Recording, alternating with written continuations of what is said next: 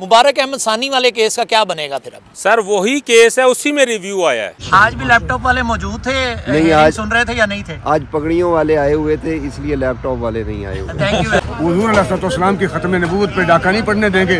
हम अपनी गर्दनें कटवा सकते हैं, पूरी उम्मत ज़बह हो सकती है। मुल्क पाकिस्तान में रहने वाले हर कलमा पढ़ने वाला शख्स नबी अलैहिस्सलाम की इज़्ज़त और नमूस और ख़त्म नबूवत के तहफ़्फ़ुज़ के लिए अपनी जानों के नजराने दे सकता है, लेकिन हम चीफ जस्टिस को भी इस तरह नहीं करने देंगे। लेकिन हम इस केस के मुद्दई हैं और आज जो था, आज एक फ़ैसला हुआ, उस पर हम मुतमईन इसलिए नहीं थे कि उसमें बहुत से फैक्ट जो हैं वो जो अदालत बज़ाहिर कुछ नहीं होती, उसको वकला ने और पार्टीज़ ने बताना होता है। तो उनके जो कौंसल थे उस दिन कुछ माहौल बेहतर नहीं था, उनके कौंसल ने बहुत सी चीज़ें आउट ऑफ फैक्ट बताई थी, जिसकी वजह से ये मिसलीड हो गई कोर्ट। तो हमने वो रिक्वेस्ट की या रिव्यू की नज़रसानी के तौर पे। आज बहुत सी मजहबी ताकतें जो थी, मजहबी पार्टियाँ हैं, क्योंकि पूरे मुल्क में इज़्तिराब है इस फैसले की वजह से, तो वो आए, उन्होंने अपना मौक़िफ़ रखा और सुप्रीम कोर्ट ने भी बहुत सी ऐसी पार्टी और इदारे जो जिनकी बड़ी हैसियत है दीन के अंदर, उनसे ओपिनियन तलब की है अपनी उनकी, ताकि ये वो फ़ैसला करने में किसी पोजीशन पे पहुंच जाएं। कौन कौन सी पॉलिटिकल पार्टी आज आपके साथ पेश हुई है इस केस में? लेकिन बज़ाहिर पार्टियों में तो मौलाना फजलुर रहमान की तरफ से था, सराजुल हक साहब की तरफ से था, इब्तिसाम इलाही ज़हीर की तरफ से था, TLP की तरफ से था। तो मेन बड़ी पार्टीज़ तो आई हुई थी। बकिया भी जो पार्टीज़ हैं वो दायर करना चाह रही हैं। ऐसा नहीं है कि कोई पार्टी भी ये चाहती है कि वो ना आए। तमाम का तमाम मुस्लिम उम्मत इस पर पाकिस्तान के अंदर मुत्तफ़िक है और मुत्तफ़िक रहेंगे। हम क्योंकि कंप्लेनेंट हैं तो हमने पूरे केस को रिव्यू करना है। पूरे केस पे जो एतराज़ात हैं वो हमने अदालत को बता दिया है। 3 हफ्तों का टाइम दिया गया और 3 हफ्तों के बाद इंशाअल्लाह अज़ीज़ यहीं पर अल्लाह की मदद से इसी केस के अंदर दोबारा फैसले। ये जो तमाम मामलात हैं ये शुरू हुए थे मुबारक अहमद सानी वाले मामले से। जी। उसके ऊपर उसकी सज़ा मुअत्तल होगी नहीं होगी, क्या स्टेटस है इंशाअल्लाह सारा कुछ, और माहौल क्या बेहतर हुआ है इंशाअल्लाह अज़ीज़। ये पाकिस्तान है, यहाँ पे किसी से खैरात में मांगा हुआ आइन नहीं है। मेरे और आपके बुज़ुर्गों के खून से सेंचा हुआ ये कानून और आइन लिखा हुआ है। इसके मुताबिक ही सारे फैसले होंगे और जो आदमी भी आइन और कानून से तोड़ेगा वो जेल में ही जाएगा और उसको जेल में ही रहना चाहिए। आज तो तहरीक लबैक पाकिस्तान की जानिब से दायरगी हुई है और जिस तरह के रिमार्क्स पहले चीफ जस्टिस ने दिए हैं वो कम अज़ कम कोई कलमा पढ़ने वाला बंदा कादियानियों के हक़ में इस तरह के रिमार्क्स नहीं दे सकता। और कुरान मजीद की आयत पढ़ के जिस तरह के उसका गलत मतलब मफहूम लिया गया है कि कादियानी सामने खड़ा हो और वो कुरान मजीद की तहरीफ कर रहा हो, उसकी आयत का मफहूम अपनी मर्जी से कर रहा हो और बंदा कहे जी ये ला इकराह फिद्दीन, अब इनको कुछ ना कहें, ये कुरान मजीद की हिफाजत अल्लाह ने खुद ज़िम्मा लिया है। तो अल्लाह ने ज़िम्मा लिया है तो उसका मतलब ये है कि हमारे सामने जो मर्जी करता जाए। तो ये रिमार्क्स जो chief justice of supreme court Pakistan ने कादियानियों के हक़ में दिए हैं, इस तरह कोई कलमा पढ़ने वाला शख्स कादियानियों के हक़ में अपने रिमार्क्स नहीं दे सकता। या तो चीफ जस्टिस खुद कादियानी है, अगर कादियानी नहीं तो कम अज़ कम कादियानियत नवाजी का उसने 100/100 100% हक़ अदा किया है। हुज़ूर अलैहिस्सलाम की ख़त्म नबूवत पे डाका नहीं पड़ने देंगे। हम अपनी गर्दनें कटवा सकते हैं, पूरी उम्मत ज़बह हो सकती है। मुल्क पाकिस्तान में रहने वाले हर कलमा पढ़ने वाला शख्स नबी अलैहिस्सलाम की इज़्ज़त और नमूस और ख़त्म नबूवत के तहफ़्फ़ुज़ के लिए अपनी जानों के नजराने दे सकता है, लेकिन हम चीफ जस्टिस को भी इस तरह नहीं करने देंगे। और हम चीफ जस्टिस हो, सदर पाकिस्तान हो, चीफ ऑफ आर्मी स्टाफ हो, कोई भी शख्स हो, हम ख़त्म नबूवत पर डाका नहीं पड़ने देंगे। हुज़ूर अलैहिस्सलाम की ख़त्म नबूवत के तहफ़्फ़ुज़ के लिए पूरी उम्मत अपना एक एक बच्चा ज़बह करवाने के लिए तैयार है, लेकिन हम ख़त्म नबूवत में डाका नहीं पड़ने देंगे। ताजदार ख़त्म नबूवत के तहफ़्फ़ुज़ के लिए हम मैदान अमल में हाज़िर हैं, आज भी हाज़िर हैं, पहले भी हाज़िर थे, फिर भी हाज़िर हैं। चीफ जस्टिस भी हो तो उसको भी हम ये नहीं करने देंगे। जो लोग इस मकसद के लिए इस केस की पैरवी के लिए मैदान अमल में हैं, अल्लाह ताला उन्हें अजर अज़ीम अता फरमाए।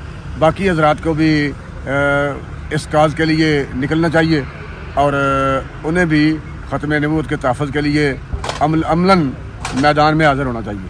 शाह साहब, जो मुबारक अहमद सानी केस है जिसकी वजह से ये सारा मामला शुरू हुआ, कुरान पाक की तहरीफ वाला और फिर उसकी डिस्ट्रीब्यूशन वाला, जो कादियानी उसको डिस्ट्रीब्यूट कर रहे थे, तो इस वक्त क्या तहरीक लबैक पाकिस्तान इस केस में पार्टी बन गई है या दरख्वास्त दे दी है पार्टी बनने की, या वो कमीशन ऑन ब्लास्फेमी जो है वही देखेगी इस मामलात को, या तहरीक लबैक पाकिस्तान खुद भी इसमें पार्टी बन गई है? तहरीक लेबाइक पाकिस्तान ने आज वो सारे एतराज़ात जो इस फैसले पर थे उनकी दायरगी की है। अब 3 हफ्ते के अंदर डेट मिलेगी, फिर आगे पता चलता है क्या होता है। अस्सलाम वालेकुम नाज़रीन, इस वक्त मौजूद हैं तहरीक लेबाइक पाकिस्तान के वकील तैमूर वहीद मलिक के साथ, जो कि आज कादियानियों से मुतालिक केस है उसकी हेयरिंग, उसकी समाअत हुई सुप्रीम कोर्ट ऑफ पाकिस्तान में। और इस केस के अंदर जो है वो तहरीक लेबाइक पाकिस्तान के साथ साथ मुख्तलिफ जो पार्टीज़ हैं वो भी जो इस्लामी तबका है वो सारे का सारा उसके अंदर मौजूद हुआ। तो तफसीलात जानते हैं मलिक साहब से। अस्सलाम वालेकुम सर। वालेकुम सलाम सर। मलिक साहब, आपकी एक लॉन्ग स्टैंडिंग हिस्ट्री भी है सुप्रीम कोर्ट ऑफ पाकिस्तान के साथ, और उसके बारे में भी हमारे नाजरीन को बताइएगा। गो के आपके कुछ इंटरव्यूज़ मेरे यूट्यूब चैनल पे पहले ही मौजूद हैं, और अभी आपने आज रिप्रेजेंट किया, क्या सूरत हाल है, कैसे देख रहे हैं? बिस्मिल्लाहिर्रहमानिर्रहीम।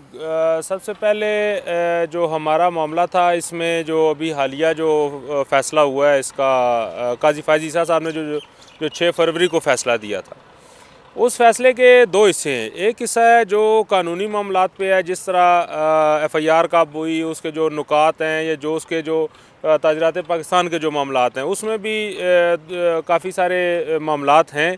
लेकिन चूँकि हम फौजदारी जो रिव्यू होता है उसमें जो पार्टी वहाँ से मुतासर होती है सिर्फ वही रिव्यू कर सकती है।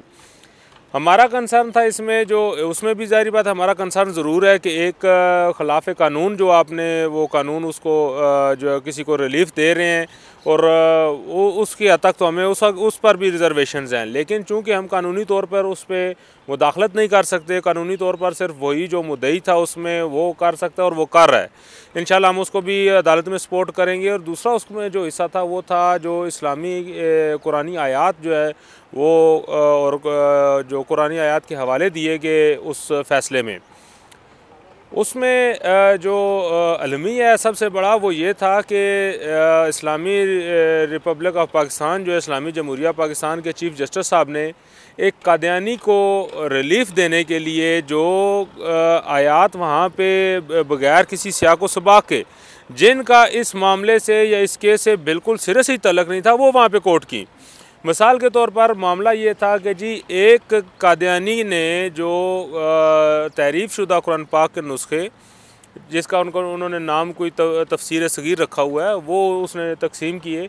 उस केस में कानूनी नुकात पे बहस करने के बजाय हमारे चीफ साहब ने किया ये कि वहाँ पे आयत कोर्ट की ला इकराह फिद्दीन, और इसी तरह की बाकी आयात कोर्ट की कि इस्लाम में कोई जबर नहीं है। और वहाँ पे नीचे उसमें बड़ी जो सबसे इंटरेस्टिंग बात थी वो ये लिखी गई कि जो है ना, ये इस्लामी दीनी मामलात में किसी को कोई इख्तियार नहीं है, और ये जो है ना, ये जो अल्लाह पाक ने योम हिसाब रखा है ना, ये उसकी आप कंसेप्ट की खिलाफ वर्जी कर रहे हैं कि जो अगर दीनी मामलात में आप जो है वो अदालतों में आ जाते हैं, और ये उसकी खिलाफ वर्जी है। यानी उनके कहने का मतलब ये था कि आप कोई दीनी मामलात में कोई भी गड़बड़ होती है तो आप सुकून से घर बैठें, अल्लाह पाक जो है वो क़यामत वाले दिन उनको देख लेगा। तो उस पर हमारा जो तहरीक लेबाइक पाकिस्तान का भी वो बड़ा शदीद रद्द अमल आया। उस पर हमने अल्हम्दुलिल्लाह जो है जो कुरानी आयात हैं कुरान से ही, देखिए बात ये है कि कादियानी कोई मज़हब नहीं है, कादियानी एक फ़ितना है। मज़हब होता तो उसकी कोई किताब होती, मज़हब होता उसका कोई पेशवा होता, मज़हब होता तो वो किसी चीज़ को अपना उनका कोई कोड ऑफ लाइफ होता। मिसाल के तौर पर आप सिख देखें, सिख इस्लाम के बाद आए, लेकिन उनका एक अपनी इंडिपेंडेंट, इनकी वो अपनी पहचान है, उनकी शनाख्त है, उनका एक अलग मज़हब है। कादियानी कोई मज़हब नहीं है। आप कोई भी कादियानी है वो अपने आप को मुसलमान कहते हैं, ये फितना है। और इसमें मसला ये था कि जो उसी को सपोर्ट करने के लिए जो आयात नाज़िल हुई तबलीग दीन के लिए, अभी इस बात पे तमाम उम्मत का इजमा है, 1400 साल से इस बात पे इजमा है कि ये ला इकराह फिद्दीन जो है, ये आयात जो है ये नाज़िल हुई हैं कि आप किसी को जबरन मुसलमान नहीं कर सकते, ये उस पे बैन है। इसका ये हरगिज़ मतलब नहीं है कि जब आप इस्लाम में दाखिल हो गए तो उसके अंदर कोई वो पाबंदी नहीं है। फिर आपका जो हद और ताज़ीर जो है, हदूदुल्लाह और वो जो ताज़ीर है, वो सब आपका उसको निगेट कर रहे हैं। और सिर्फ़ एक कादियानी को या एक फ़िरके को आपने रिलीफ देने के लिए और आपको एक और बात बताएं, उस दिन यहाँ पे यूरोपीय यूनियन वाले और मुख्तलिफ लोग जो फॉरनर्स थे वो अंदर बैठे हुए थे, सिर्फ उनको दिखाने के लिए कि जनाब मैं आपका कितना वफ़ादार हूँ। उन्होंने कुरानी आयात की तस्दीक की और उनको इस पैराए में ज़ाहिर किया कि जैसे जो है ना ये बड़ा जुल्म हो रहा है इस तबके के साथ और इस मामला के साथ, तो उस पर हमने अपने प्रॉपर मुदल्लल अंदाज से और प्रॉपर किताल वाली जो आयात हैं, जो जिहाद वाली आयात हैं और पूरी अहादीस जो हैं, और ख़ुसूसन जो जंग यमामा है और इब्न क़त्ल वाली अहादीस हैं, जो और प्रॉपर सही अहादीस का हवाला दे के हमने कोर्ट को असिस्ट करने की कोशिश की है। कोर्ट को ये बताया है कि आपने जिन हालात में ये आयात कोट किए ये आपने गलत किया है। इन हालात में कोट करने वाली थी कि अल्लाह के रास्ते में जिहाद को और किताल को जब तक फितना ख़त्म ना हो। ये सूरह बकरा में भी है और 2-3 जगह और भी है। तो गुजारिश ये है इसमें कि हमारा इसमें हमने अपना जो आज वो पिटीशन फ़ाइल कर दी है। इंशाअल्लाह जब होगा तो हम डंके की चोट पे जो है वो अपना मौक़िफ़ भी देंगे और उस पर पैरा भी देंगे इंशाअल्लाह। 3 हफ्ते का टाइम दिया है सुप्रीम कोर्ट ऑफ पाकिस्तान ने कि तमाम जो मुताल्लिका फ़रीक़ैन हैं जिन्हें नोटिस किया गया है, जिनमें जामिया बनोरिया शामिल है, जामिया नईमिया शामिल है, जिसमें जामियातुल मुंतज़र शामिल है, उसके अलावा बहुत से दीगर मकातब फ़िक्र के जो लोग हैं उन तमाम को कहा गया है। चूँकि मामला जो है नाज़रीन मोहतरम आर्टिकल 20 की तशरीह का था और आर्टिकल 20 की तशरीह से मुताल्लिक जो है वो ये अब नई पटिशन है या ये मुबारक अहमद सानी वाला जो केस है उसी की कंटिन्यूएशन है। उस सज़ा का क्या बनेगा, उस सज़ा का क्या हुआ जिसको कि वो मुबारक अहमद सानी को छोड़ दिया गया, उससे मुताल्लिक भी हमारे नाज़रीन को बताइएगा। जी, इसमें यह है कि ये आर्टिकल 20 की तशरीह का मामला नहीं है, उसके लिए नोटिस नहीं हुए। ये नोटिस हुए हैं जो कुरानी आयात उन्होंने वहाँ पे कोट किए हैं और जो मजहबी मामलात को इन्होंने छेड़ा है ये उसकी हद तक इन्होंने नोटिस किए हैं। और नोटिस सिर्फ ये जिनके नाम लिए इनके नहीं किए, उन्होंने कहा कोई भी उलमाए दीन जो हैं, इस्लामी नज़रियाती कौंसिल को भी लिखा गया और तमाम उलमाए दीन को ये कहा गया कि अगर कोई इसमें पेश होना चाहता है, ये जो हैं ये इदारे इनको तो हम नोटिस कर रहे हैं जो हमारे नॉलेज में है, ये जो वक्त जो नाम उनको दिए गए उन्होंने उसको उन्होंने कहा इसके अलावा भी कोई भी शख्स अगर इन मामलात पे हमारी वो रहनुमाई करना चाहता है तो वो 3 हफ्ते के अंदर अंदर तहरीरी तौर पर प्रिसाइज और तहरीरी तौर पर हमारे यहाँ पे जमा करा दे। यानी ये नई पटिशन है? नहीं, ये उसी पटिशन के अंदर। इस पटिशन में हुआ ये है कि जब ये मामला चला आगे, ये 6 फरवरी वाला जब खुला अवाम में आया, अवाम में इश्तिहाल आया, तमाम जमातों ने अपने जो एहतजाज थे वो रिकॉर्ड कराना शुरू कर दिए। जब ये कंट्रोवर्शियल हो गया तो फिर सुप्रीम कोर्ट ने ये किया कि उन्होंने एक प्रेस रिलीज़ जारी की और उस प्रेस रिलीज़ के साथ साथ गवर्नमेंट ऑफ पंजाब ने एक पटिशन फ़ाइल कर दी। और गवर्नमेंट ऑफ पंजाब ने जो रिव्यू पटिशन फ़ाइल की है, क्योंकि रियासत इसमें स्टेट जो है वो पार्टी थी और वो कर सकते थे, उन्होंने किया और उन्होंने वहाँ पे डंडी ये मारी कि उन्होंने सिर्फ एक जो पैरा था, पैरा नंबर 9 जो था जिसमें आर्टिकल 20 और आर्टिकल 22 का तज़किरा है, उन्होंने सिर्फ उस हद तक चैलेंज किया। बाकी जो पैरा 6, 7, 8 और 9 जो हैं, जो जहाँ पे दीनी मामला डिस्कस हुए हैं, सारे मामला डिस्कस हुए हैं, उनमें उनको उन्होंने छेड़ा ही नहीं था। हम पेश हुए हैं, आज हमने पटिशन फ़ाइल किया है कि हमें उसमें पार्टी बनाया जाए और बाकी जो 6 से लेके जो 9 तक जो पैरा जाते हैं जिनमें दीनी मामला डिस्कस हुए हैं उसमें हमें पेश होने की, और हमने अपने पूरे मौक़िफ़ के साथ और पूरे जो हवालों के साथ, शरई हवालों के साथ उसको हमने फ़ाइल किया। और उसमें हमने एक और बात की कि ये बात जो अब देखें, जो बात आप कर रहे होते हैं वो किसी न किसी तनाज़र में, किसी की सयाक़ो सबाक़ में कर रहे होते हैं। हमने ज़्यादा ज़ोर जो रखा अपना वो इस बात पे रखा कि आपने गलत सयाक़ो सबाक़ के साथ आयात कोट किए हैं। अभी मैंने उसमें ये हमने पिटीशन में मेरी में लिखा हुआ है कि मैंने मिसाल भी दी है कि अगर आप एक असास मामले में एक जज साहब जो हैं वो कर रहे हैं, समाअत कर रहे हैं, और वकील साहब आगे से उनको कहते हैं जज साहब ये बताएं अभी असास इतना मामला है, और उसमें वकील साहब कहें जी कि या कोई भी बंदा गए जज साहब को, जज साहब ये बताएं कि अगर दौरान ड्यूटी एक जज की अननेचुरल डेथ हो जाती है या वो मारा जाता है तो उसके घर वालों को क्या मिलेगा। इसमें बज़ाहिर अल्फाज में तो कोई वो थ्रेट नहीं है, लेकिन जिन हालात में वो कर रहे हैं उनमें ये डायरेक्ट थ्रेट है।